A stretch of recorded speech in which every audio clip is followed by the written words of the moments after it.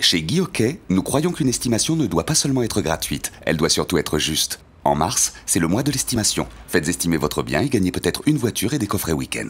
Bonjour à tous et bienvenue dans votre JT Immobilier quotidien. Tout de suite, le sommaire de ce mardi 27 mars.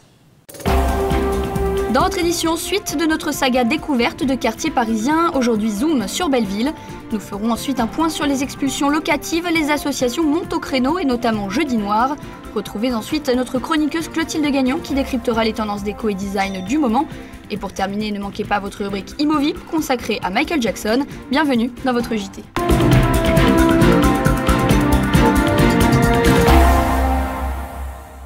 Allez, on commence notre journal avec notre saga découverte des quartiers de Paris. Aujourd'hui, direction Belleville et c'est notre journaliste Mickaël Martin qui nous emmène.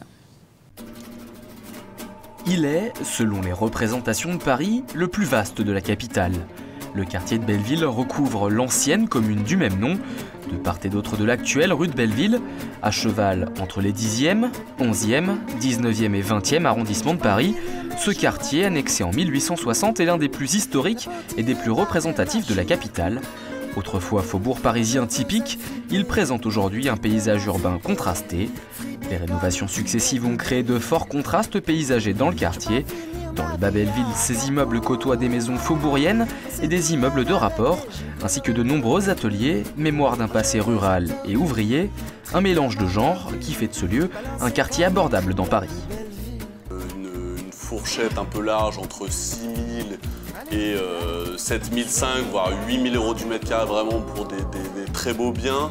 Mais encore une fois, cela reste tout à fait relatif. Le prix dépend de vraiment plusieurs caractéristiques, l'état de l'immeuble, l'état de l'appartement, l'ensoleillement, peut-être éventuellement monter un peu plus si c'est vraiment extraordinaire. Mais bon, voilà, tout est relatif. Après, il faut voir bien vraiment pour l'évaluer. À l'instar d'autres quartiers typiques à Paris, Belleville a fait grandir des personnalités. Édith Piaf notamment est née puis a vécu sur la butte parisienne. De son côté, Eddie Mitchell, originaire du Haut-Belleville, a fait ses premières gammes rue des Solitaires. Mais avant tout, Belleville-Ménilmontant est un quartier d'accueil pour migrants. À partir de 1950, plusieurs vagues d'immigration sont venues s'ajouter aux premières déjà apparues à la fin du 19e siècle. Mais dans les années 80, c'est une importante communauté asiatique qui s'est implantée dans cet axe parisien. Aujourd'hui, de nombreux magasins, notamment des restaurants, proposent uniquement des produits chinois. Un quartier cosmopolite certes, mais où l'ambiance reste détendue.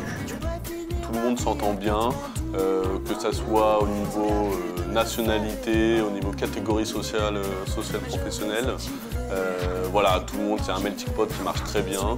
C'est pour ça que ce quartier a vraiment un attrait pour les gens.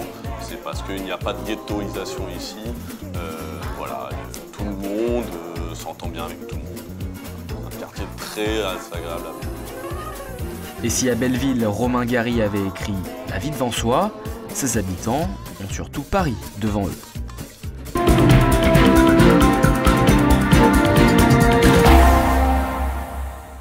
On l'a dit sur ce plateau, la trêve hivernale s'est terminée le 15 mars. Du coup, les expulsions locatives peuvent reprendre. Les associations montent au créneau, notamment Jeudi Noir. Jenna Mir. La trêve hivernale a pris fin dès le 15 mars 2012. Les associations contre les expulsions locatives comme le DAL, Droit au logement ou encore le collectif Jeudi Noir proposent des actions pour que l'arrivée du printemps n'entraîne pas la perte de logement. Le représentant des militants du collectif, Manuel Domergue, met en exergue les limites de la propriété privée. Alors on dit souvent que la propriété privée c'est un droit inviolable qui est né dans la Révolution française. Dans les faits c'est faux, il y a beaucoup de limites à la propriété privée, il y a des servitudes, il y a un devoir d'entretien, il y a pas mal de choses qui existent déjà. L'État peut exproprier des propriétaires au nom de l'intérêt général. Et puis surtout, il ne faut pas oublier que maintenant, le droit au logement est également un droit constitutionnel. Ça a été reconnu ces dernières années, confirmé plusieurs fois. Et donc on a deux droits qui parfois entrent en contradiction. Pas toujours, mais parfois. De nombreux logements sont donc réquisitionnés et permettent aux personnes ayant des difficultés à trouver un abri pour la nuit. Le DAL a mis en ligne depuis hier un site de combat juridique pour les sans-logis, le 115 juridique, afin d'aider les personnes menacées d'expulsion à trouver des solutions décentes. J'espère que le prochain gouvernement va avoir des actes forts sur le logement. Le premier, le plus simple, qui ne coûte pas grand-chose, c'est d'interdire les expulsions locatives. En attendant, les forces de l'ordre viennent en nombre pour mettre en échec les opérations de nombreuses organisations. La plupart des actions militantes sont réprimandées, malgré une volonté pacifique de la part des militants.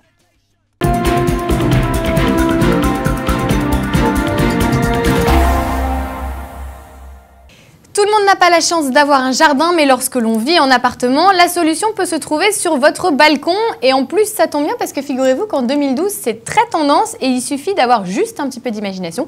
Et là, je sais qu'en termes d'imagination, c'est pas Clotilde qui me contredira, hein. Ni sur les balcons d'ailleurs. C'est une vraie tendance puisque 30% des Français aiment cultiver leur balcon ou leur terrasse parce que le balcon, ça permet aussi de devenir une véritable pièce à vivre. Vous pouvez y exprimer votre personnalité, vos goûts, un peu comme vous le faites dans votre salon ou dans votre cuisine.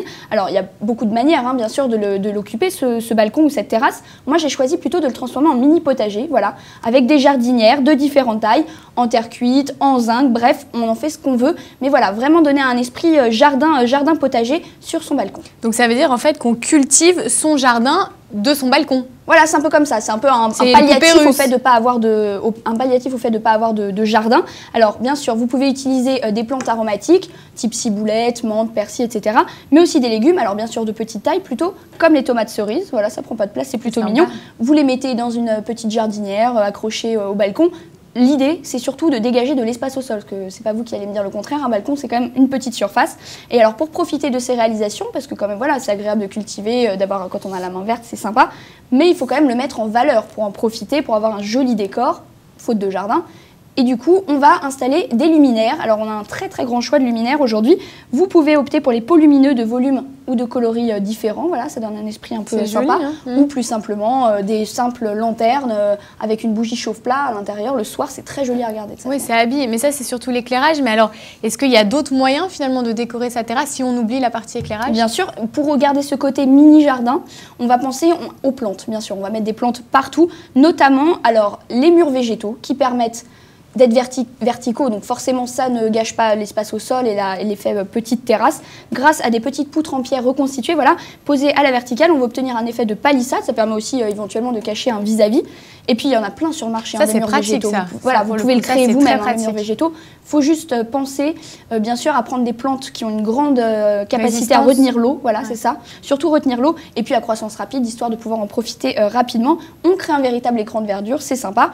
Et puis voilà, une fois que vous avez installé ce cadre luxuriant, Alexandra, vous le meublez, bien sûr, des meubles qui vont pouvoir rester dehors toute l'année, donc qui ne craignent pas l'eau, et puis bien sûr, qui peuvent pliables.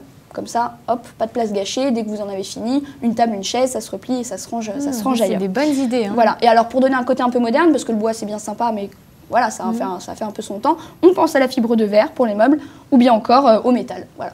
Et alors pour tout ce qui est au sol, parce que là c'est déjà bien chargé, le sol, mais imaginons qu'est-ce qu'on fait? Alors le sol, on n'exagère pas. Du caillebotis, ça va très bien, ça donne un côté assez chaleureux, en bois exotique ou même en pin traité, voilà.